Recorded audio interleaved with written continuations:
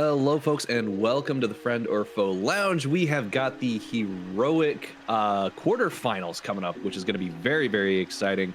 I am your host for today, the Friendly Neighborhood Shoutcaster Sharogen. I'm by myself, all on my lonesome, but that's perfectly all right because I got two awesome folks to keep me company. So why don't you go ahead and introduce yourselves? Yeah, hey, it's me, Wash, Erebus, formerly known as Barbiturate or Baldbiturate, either way. Pretty excited to be here. We're playing Team A this week, so it should be a good matchup. I'm Ganandwarf with PTP. Super excited, first time on the lounge. Pretty excited for that. We're up against RLS. Should be an interesting game. Oh, absolutely, yeah. No, RLS has been quite the banger this season, although not necessarily as on point as we've seen them in the past, but definitely not a team to be taking easy. Yeah, RLS is interesting because they had like 19 different rosters. It's almost like a different team plays every week, so it's hard to actually figure out how good they are or how bad they are. Scrim-wise, they're not so good, but then like they just beat us every time they play us, and that like when games matter, so it's a little frustrating. Yeah, it's one of those teams that it's like we're gonna put as many people on the roster as possible, and then we'll just field whoever we can the day of. Yeah, so you just kind of the wild card, you know, the old PTP strat. I'm glad they're available, like to play for sure every week, because it'd be lame to have a bunch of FFs like in Mythic. But, you just know, a few. The egos are a little Mythic. toned down and heroic compared to Mythic, so nobody's blown up in rage quit yet. Right. Yeah, no, then you're right, Ganandwarf. That is definitely the PTP shred. I was gonna say, I think the only other team that has close to the same Team Wet had the Wet team. I always want to say Team Wet, but it's Wet team. They had a full roster as well. I think PTP only has one missing. Does as well. Yeah. I guess In previous season, we've maxed out rosters, but it's mainly just because people drop and like schedules don't work out. Rough out here being a bunch of Central East Coast. Right. And, I guess that's one thing to bring up going into the match is I guess you're not going to be able to be playing in the quarterfinals. No, yeah. I won't be in the quarterfinals. Creon will be substituting for me. I have a previous engagement of going to a Renaissance fair the weekend of the quarterfinals, so I'm going to be flying down to Texas and hopefully rooting for them. And hopefully I don't land and find out that they lost. Yeah, that would be a little unfortunate, but no, Ren Fair, great reason to miss FOF in my opinion. Yeah. I totally would skip out for a Ren Fair. Nope. All right, well, let's kind of just hop right into this then, talking about that first match, the Pentakill Teemo Please versus what are they, really late signups this year? Yeah, it's really late signup. Yeah, it's changing the name every single time. Even in leagues, they change the name. I swear, they just want to give everybody headaches. But yeah, so with that particular matchup, who is it you think is going to be RLS's kind of like main carry that teams are going to the PTP is going to have to watch out for? I don't know if there's anybody specifically that we're looking out on for RLS. We're mainly kind of just trying to focus on not letting them on one of the other previous, I believe it was one of the previous lounges. I think it was War Leader that had talked about pretty much how they knew exactly what we were going to draft. And then I wasn't there for that week as well. So my team ended up drafting exactly the way they expected it to. Mm-hmm. So that's one of the things that that's probably the number one thing that we're looking at not allowing to have happen again. Because I feel like RLS, if they're a team that knows exactly how you're going to draft, then they're going to be able to at least plan exactly how they want to finish out that game. So we're hoping to throw a couple curveballs at them and get them kind of off their game from draft. So Yeah. Okay. I think it depends on who's playing and which role, right? Like, if Escape's playing AD, then Escape's probably going to be the funnel. If Tef's on AD, then War Leader generally kind of defaults to the carry. And War Leader, despite him being a very coin flippy player from time to time, has a very good playoff buff. Last split, we were in PTP's place where we were playing RLS. I think we were fourth again. So we're, no improvement over the year, which is awesome. Exact same spot. But we thought we were just going to 3-0 them. And they thought we were going to 3-0 them. And then War Leader just like out-jungled Godex Anime so hard, and it was so tilting. So it'll be interesting depending on kind of where they go. Yeah, that's actually kind of something interesting to bring up. It's going to be the best of 5 matches. So with PTP, is there anything you guys are like planning to do to kind of deal with the fact that you're gonna have to play at least 3 games in a row? I'm gonna be really honest. I hope my team wins the first game, so that way they can keep good mentals through 2 and 3. I'm a bit worried if they lose first game that the mentals won't sustain through the best of 5. It's one of those situations. Yeah. I mean, like they can usually pull themselves back out of it, but it really depends on the day, and I'm really hoping that they get a good start and then kind of just run it through. So I guess that means that you're gonna have to be listening to the game and then hop in with some kind of like Ren Fair music in the background if they lose that first game to give them a bit of a pep talk. Yeah, I might have to, maybe during one of my layovers, I'll have to like pep talk them up and get them back in the game. Okay. Yeah. Is there? Do you know if without leaking anything, like you don't have to give away any strats that you guys have been practicing and whatever, like champion picks, that sort of thing? So I know we can talk about champion pools because I know that with 12.19 things got a little crazy, and then 12.20 things are going to get even weirder in some cases, but that's how it always is around Worlds with the Blitz jungle, that sort of thing. But I kind of hope we see it. I don't know if we will out of either of the 4 teams coming up. But with PTP, is there a particular, are you trying to focus on strategy across the map, or are you trying to focus more on individual champ and individual lane fights? We're definitely feel like we're doing more map wise is what we're more focusing. In my opinion, I think some of our laners aren't the strongest in the tournament, so we kind of have to stop trying to win through certain lanes and do more map rotations and stuff like that. So that's kind of what I feel we probably need to improve in on the most, and probably going to be focusing on more. Okay, and Erebus, from an outsider's perspective, you want to weigh in on how this matchup you think it's going to go? Yeah, I don't really know too much about how PTP practices or anything, but pretty close to RLS. Won't leak any of their strats or anything, but they prepare very interesting compositions that they don't actually use during the regular season, and they're like very frustrating to play against, is what I would say. So I would just be cautious for things that are being picked, because like they play a lot of things that aren't necessarily in their champion pools, and it can kind of throw you off and kind of just tilt you. An example is, I don't know, like that I wouldn't be a leak is last split, right? They played Senna, Tom Kent, Shen, and that was like the second game, and it just tilted me so hard. It was the worst thing ever. There was so much effective shielding to like get through it. Just ruined my whole day. I played Tristana, and I'd go in and get like 8 seconds of auto attacks off, and Shen would come in, Tom Kent would come in, and then we just die. It's like, all right, dude. Well, I don't want to play ever again. I think the matchup will be interesting depending on how bans go, to be honest. PTP definitely has their strengths, and when they play around them, it goes pretty well. When they don't play around them, sometimes it seems like everyone gets a little bit lost, but I think that's true for a lot of teams. RLS, depending on the roster they field and depending on how silly some of their picks get, can really throw the game. I think Cowrie's definitely their best mid laner. So if Cowrie's not in, I'd say they have a lower chance of winning. And then Tef and Escape might end up switching roles. I have no idea if they're going to or not. They might actually just stream it through the games. But Tef's a good AD carry. Escape's a really good AD carry. We'll see how that goes as well. I think it'll mostly come down to whether or not playoff war leader's in or not. If playoff war leader's not online, then it shouldn't be too big of a deal. Yeah, that's one disadvantage of not having lock-ins ready yet, because I was checking to see if anyone had already submitted, and no, we're still waiting. You can switch between games too. Yeah, exactly. Yeah. Oh, and see, that's the thing. It's like if you switch it up between games. Yeah, so like they could have Tef AD carry the first game and then Escape AD carry the second game. Do you know if PTP is planning on doing that, or are you guys gonna just field the 5 people available? I'm pretty sure we're just fielding the 5. Oh, that's leaking a strat. I got the strat of having 5 people. It's the strat of that's just 5 we got. Like, because I won't. I'm pretty sure I don't land or get anywhere near a computer until just before like the last game, maybe. You know, I was gonna say, like, the big brain maneuver now is you telling us that you're going to a Ren Fair when you're not actually going to a Ren Fair, and it's secretly just gonna swap in game 2.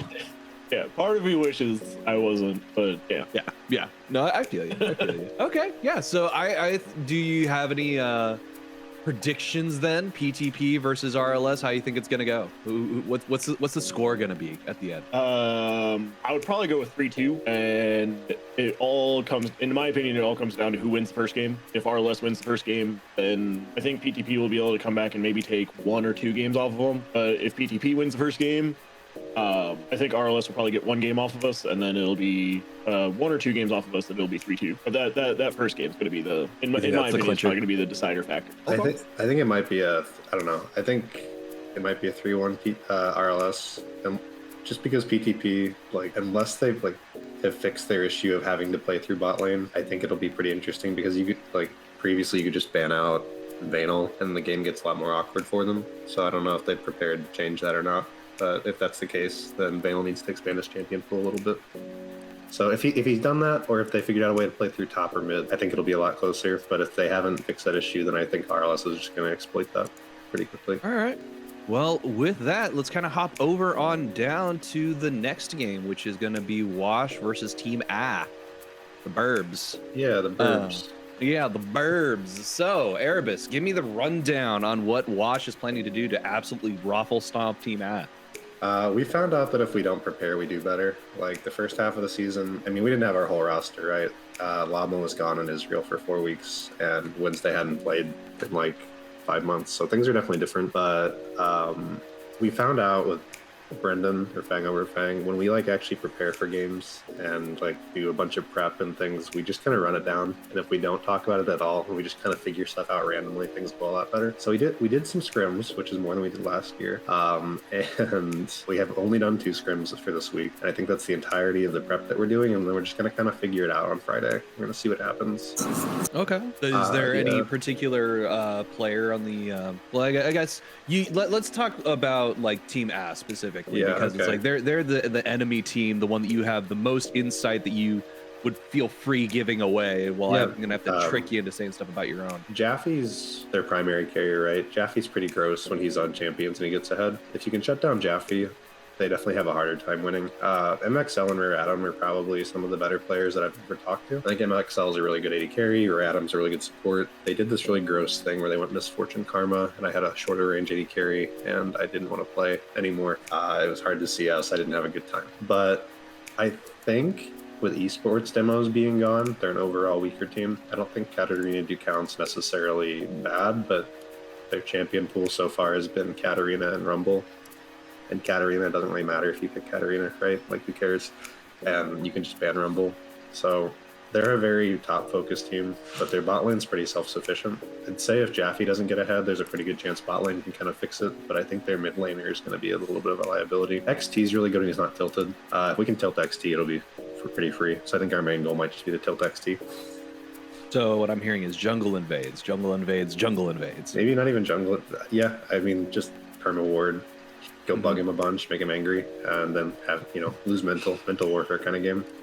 Okay. Is there Jaffe doesn't tilt. I don't think MXL or Rare Atom tilt. They're pretty chill. So if we can tilt XT, it'll be good. Is there any particular champ you think you got to make sure that they don't get a hold of? Generally speaking, Fiora, right?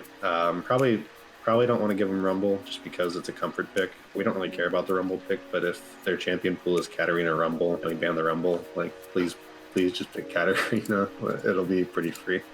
MXL plays everything on AD carry, so I'm not too sure. I think Kai'Sa might be contested between us. Kai'Sa feels really strong right now. And Rare Atom plays pretty much everything as well. I'd say most of the general things to look for would just be top lane this game for picks and bans, and everything else should be relatively uncontested. Aside from Kai'Sa, we feel pretty confident though.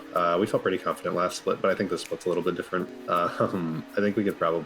We're expecting a 3-0, a 3-1 would be okay, a 3-2 would be great. As long as we win, I could see it going either way, to be honest. They're not a bad team. Okay. Well, now I guess hopping over to the other player on the other team, Ganandwarf, from an outsider's perspective, what are you thinking? You thinking that it's kind of a fair assessment of Team A? I feel it's pretty fair, yeah.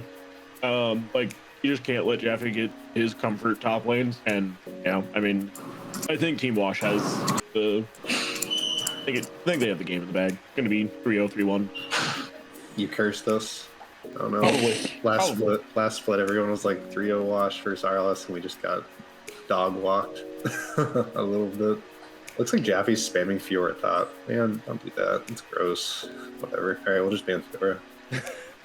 Just like, yeah, just go look at their solo queues and be like, okay, so this is what they're doing in solo queue. Absolutely not. We're not dealing with any of that. Yeah, looks like he picked it into Mordekaiser and did really well. And then, yeah, I mean, he's just playing it right now. His champion pool's pretty big, so it's hard to ban him out effectively. This is actually a question. I think I know that we kind of always bring up the nature of fives versus the nature of solo queue, and one subject we haven't quite touched on, I think, is scrims versus solo queue, and specifically champion pool. So do you kind of feel like sometimes going into, so like when you go into ranked games and stuff, because you can't see the opposing player and you have to approach picks and bans a little differently, do you feel like that helps or hurts you sometimes if you just completely like dive into doing solo queue games and just don't do scrims? I think scrims are. I don't think scrims are necessarily as important. Maybe that's not a great take because we don't ever finish in the top two. But solo queue definitely feels like it keeps you more aware of how to play the game right. Macro decisions are something that you can definitely learn through like VOD reviews, stuff like that, or even just watching people that are better than you, like coaching videos, stuff like that. Micro is a lot harder to coach. You have to really practice it. So at least in like from an AD carry perspective, the more you play in solo queue, the better you're probably going to do in an actual game versus just scrimming. The level of talent varies pretty wildly from person to person. Like sometimes you'll have somebody who has the best mechanics you've seen in your entire life, but just turns their brain off. So lane's really interesting and hard to play. And sometimes you'll have somebody who kind of just runs it down in lane, but then team fights super well. And then you can kind of learn how they're positioning, stuff like that from solo queue versus fives. It's more of just okay, we're going to play for lane to make sure that this doesn't happen or this does happen. What's our win condition for this lane specifically? Where's their jungler? And in solo queue, like, you can kind of just limit test a little bit, right? Like you can try to go 3-0 in lane or 5-0 in lane. And if you go 0-3 in lane, it's just one game. If you go 0-3 like in 10 minutes and then FOF game, it feels pretty troll. So I'd say it's definitely different. Ganandwarf? Yeah, I would for sure say it's different. Especially from like a jungler's perspective. Solo queue is just gross, especially if you're not like a carry jungler. I don't carry jungle. I just play primarily tanks, team fight. So it's solo queue can be pretty tilting when you go in, you get some good ganks on like mid lane. They're like 3-0, Yone, great start, and then they just feed the enemy jungle like 8 kills in 2 minutes after that, and you're just like, cool, 5 minutes of my game wasted, and now it's GG. Yeah. With the differences between like actually practicing as a team, I feel like solo duo for like bot laners doing duo queues really good because they get a lot of the bot lane synergy, and then it all depends on like whether your team plays through bot lane or plays through top lane as like who the jungle should kind of duo with. But I think with the experience that I've had from FOF, being in a few seasons now, I think I've been like 3 or 4 seasons. It's definitely, you have to have a slight different mentality if you don't have like scrims. I feel are more important for a team that's not lane dominant. Like if your laners aren't like the most dominant players in the league, I feel like scrims help you out more. But where if your laners are more mechanically sound, I definitely feel like solo duo probably helps them a bit more. Just because of like the synergies and stuff like that. Yeah, I'd agree. And then you have teams like AWE, right? That I'd say most other players aren't bad. Like Ahmed's pretty good at AD, Guilty's really good at mid, and they scrim like almost constantly. Like not just against teams in FOF, but they find like other teams from like other leagues to scrim against. Which I don't know. I have a different opinion on that as a whole, to be honest. But you know, it's what they decided to do. So, and they look really good. They look pretty sound. I'd say like they're the most generally prepared team versus like, you know, we've had 7 scrims this year, which is 7 more than we had last year, which feels better. But I don't know if they necessarily have had an impact or anything because like we lost to the team that we beat in scrims.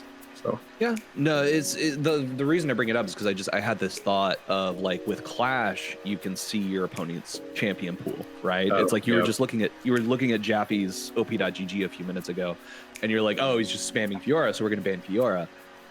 And because of the fact you can't see your opponent's champion pool in solo queue or duo queue, then you don't really know what to ban against them. So you kind of go, okay, I'm going to play for myself. I'm going to play kind of a little bit selfishly. I'm going to play champion I want to play. and Yeah. there's no communication with the team because Riot hasn't implemented voice chat, which I personally think is better because I get flamed enough in text. I don't think need to hear it. I think people are less toxic in voice than they are via text, at least from my CSGO days. People like to Not type. according to the stories I hear in Dota. Yeah, Dota's different for sure, but I've people like to type. People don't talk as much when they want to ship talk. from Dota experience, because I play a lot of Dota. MOBAs are just they don't care if it's voice chat or text chat. They don't care if it's English or Spanish or what. They're gonna flame so hard. I was actually trying to stream Dota for a while, and like the low ELO, like the low ranks in Dota, it's so bad you just can't have voice chat on because people are just super cringy grossness. Like, yeah, I'm gonna say all of the edgelord things yeah. in one sentence. Yeah. So yeah, I'm kind of glad. Like, in my opinion, like I generally play League of Legends with chat off, like completely. Like as a jungler, like it just to save mental, I just cannot. I think as a jungler, chat off's the best thing you can do. Yeah. And I could only imagine if there was a voice chat, just the amount of stuff that would just be flung at a jungler of like, well, why didn't you just gank me? Blah blah blah. Like, I hope it never gets implemented. I'd like it to be implemented. I think at the worst you just mute somebody, but I mean text chat's definitely different. I think there's almost no reason to ever type in League of Legends. Pings themselves get a little silly sometimes. Especially as a jungling role, right? Like I had to stop playing jungle because it was just too annoying. You'd be on your red buff, like, or like your blue buff, and you'd get spam thing to go assist top lane, and he like somehow died twice in 4 minutes. It's like, bro, I'm not ganking your Darius. Like, It's like I'm nowhere near you right now, and even if I was, it's already a foregone conclusion at the moment. I need to get more items first. Enemy jungler has 1 KP, team has 15 deaths. It's like GG jungle diff. It's like, bro, he hasn't even shown up yet. Yep. It's pain, man. I've wanted to quit jungle several times just because of the amount of toxicity that's in League of Legends. Like it's specifically towards jungle role. It's crazy. Yeah. It feels like no matter what you can be having a really good game and still be getting shit on by like everybody. Which explains why every time I go into field queue, that's exactly where I get put. Yeah. Nobody wants to play it. Jungle's something. But you know, At least until next season. Nobody wants to queue into mental abuse. Right. Well, at least until next preseason when they become Pokemon trainers. That's gonna be stupid. It's just gonna be farming. Like it's just gonna be like Wriggle's Lantern all over again. Just dudes sitting in jungle for 20 minutes, 25 minutes, and then coming out one-shotting people. Yeah, it's kind of like it's a little weird.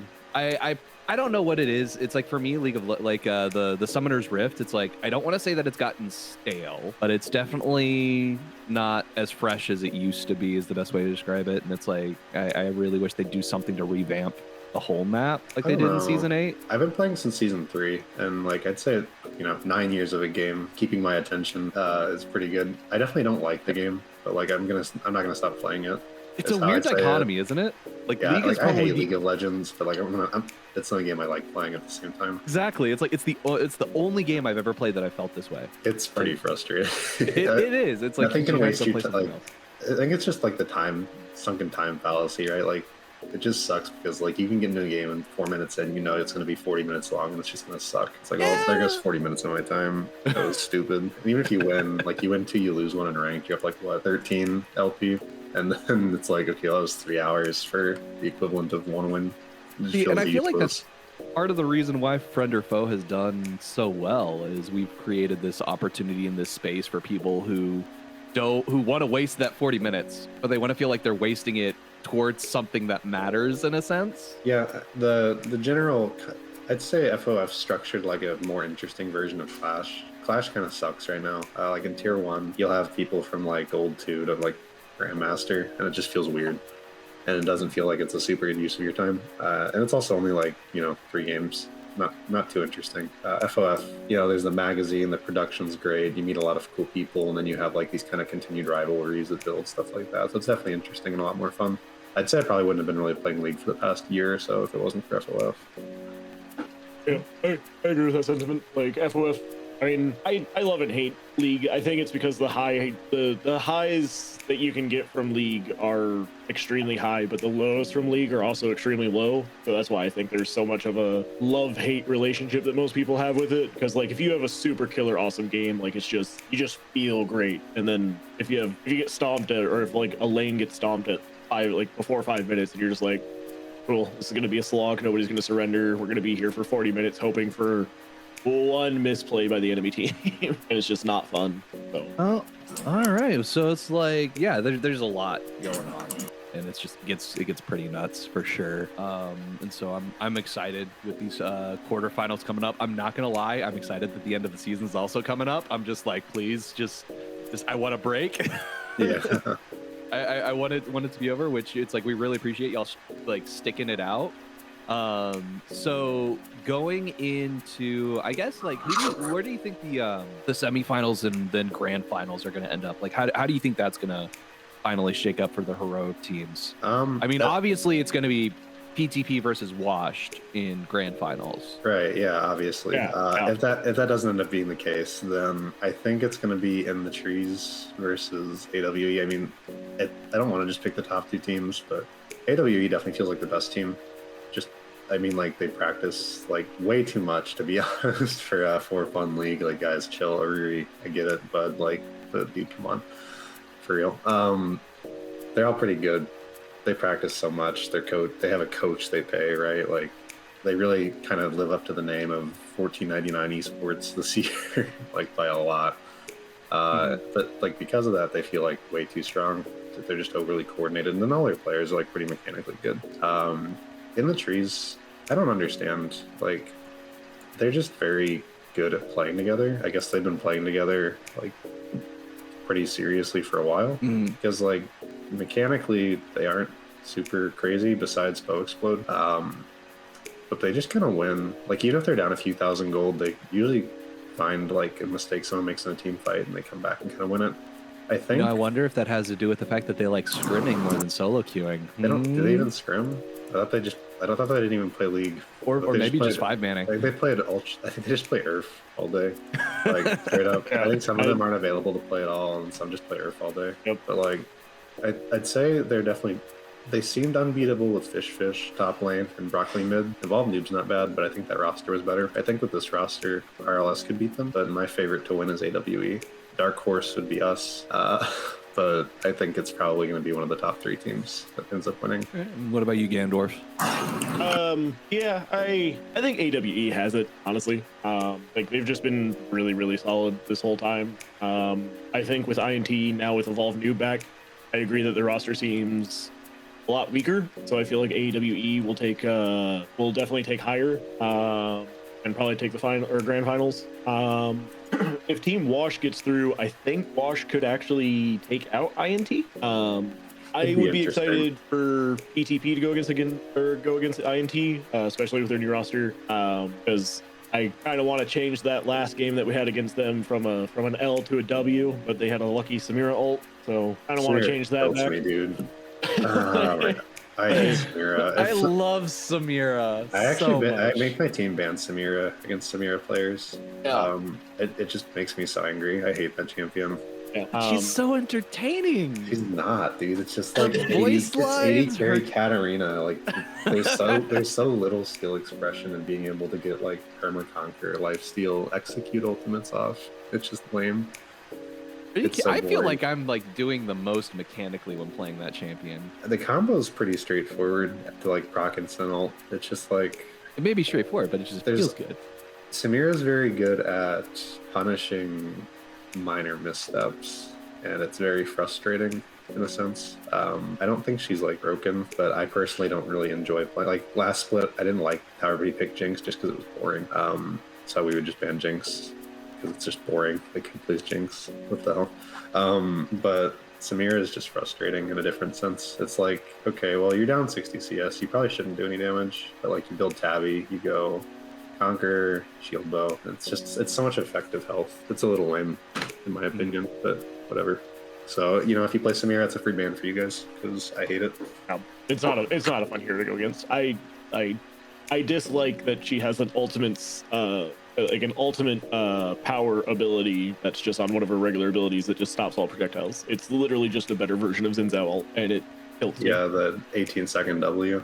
Yeah, it tilts me. Being a Xin Zhao jungle player, it tilts me that an ADC has a better button on a lower cooldown. Yeah, she's I guess fair. Yas technically doesn't count because it's not AoE. Yeah. Yasuo's wind wall tilts the shit out of me when I'm playing Twitch. So I was but gonna say it's otherwise, basically just not wind bad. wall on a much smaller radius. It's fully surrounded.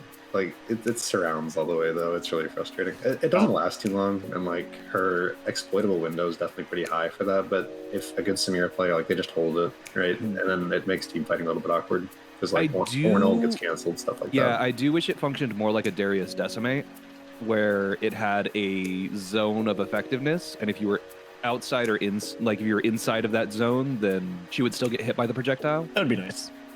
Yeah, I don't know how you would code that. Is the Just only problem. immune to everything. I mean, the same thing as Xin Zhao ult, right? You just code it just like that.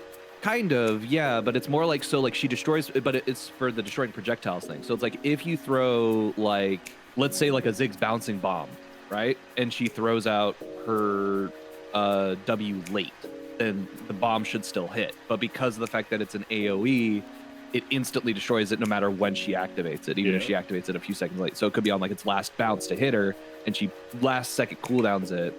Ideally, I think it would be better if it had like a range on the outside edge. That's where it will destroy the projectile. So you have to activate it early. Otherwise, you'll get hit by whatever comes inside. It's just, it would be a good way to punish it, essentially. Because then it's like a Yasuo wind wall, where if he throws out wind wall, and it's a certain distance close to Yasuo, doesn't it still activate? Or is it just, as it comes out, it destroys all projectiles? I think as it comes out, it destroys all projectiles. I think there's like a small frame in between because of the animation that like if it's already past a certain point, it won't. Yeah. Where Samira's, I think, just destroys everything no matter what. Because there's like no animation for it. It just happens. Yeah.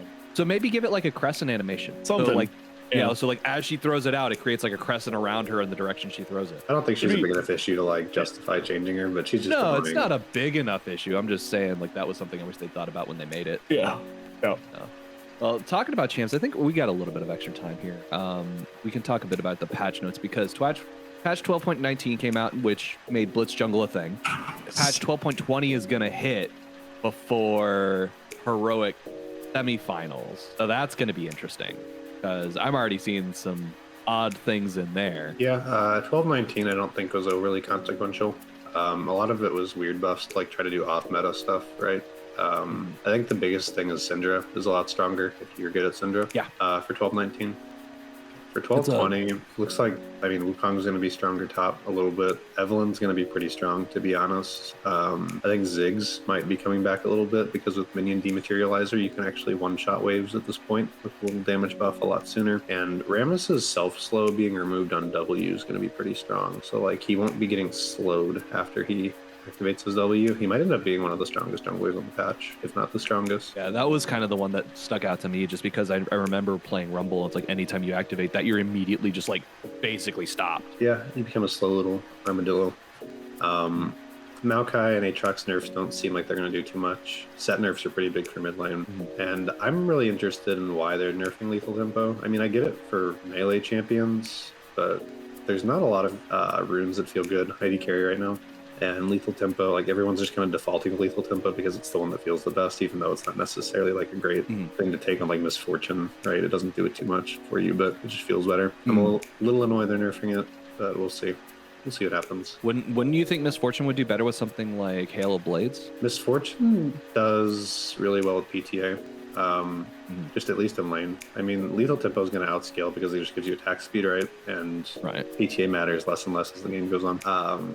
But Hail of Blades is interesting on a few champions. I think it feels better on Kai'Sa, and Tristana pretty significantly. I think that there's a case to be made that like if you have a Braum, you could take it on certain champions. But the problem is like you used to take it on Ashe, but it feels a lot better to have lethal tempo on Ashe than it does to have a quick 3 auto. I don't know. I think it could be used in certain cases on certain champions paired with Braum specifically, but otherwise lethal tempo tends to just be better for PTA. Any thoughts, Ganandwarf? I mean, I'm excited for Blitzcrank getting more buffs in the jungle. I would love to be able to pull that out in semifinals if we make it into semifinals. That'd be super fun. But as for everything else, like I don't generally look too much into patch notes. Kind of a bad thing for me.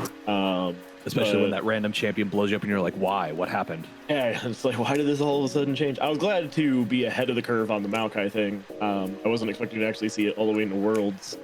I've always been a long-term Maokai fan. So when I saw those, or when my team talked to me about those buffs, I was like, I'm playing it jungle. And they're like, do you think it's going to be like super good? And I'm like, yes, I think this is going to be probably like top 3 jungle at some point. Like, they're buffing it again, like awesome. I know it's getting nerfed next patch, but super happy with it. But yeah, patch-wise, I don't think it's going to shake up too much on next week's or on the next patch, except for possibly some people like bringing out Blitzcrank jungle, possibly.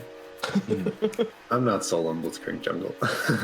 We'll see. It's so fun. It seems like it'd be fun, but it seems like it'd be kind of useless after a point. I feel like it's basically a perma rolling Blitzcrank. So it's about getting your laners ahead, and I feel like you need some kind of a carry support to pair with it to make that useful, so that you still have the utility from Blitzcrank and you don't have a pure utility support. Yeah, he also just objective control. Like the percentage HP hits on W just makes dragons melt. Like melt. Which, with how tanky they are, they definitely need to be. Yeah. Like he might have one of the faster like actual objective clears other than like Shyvana 1v1ing dragon.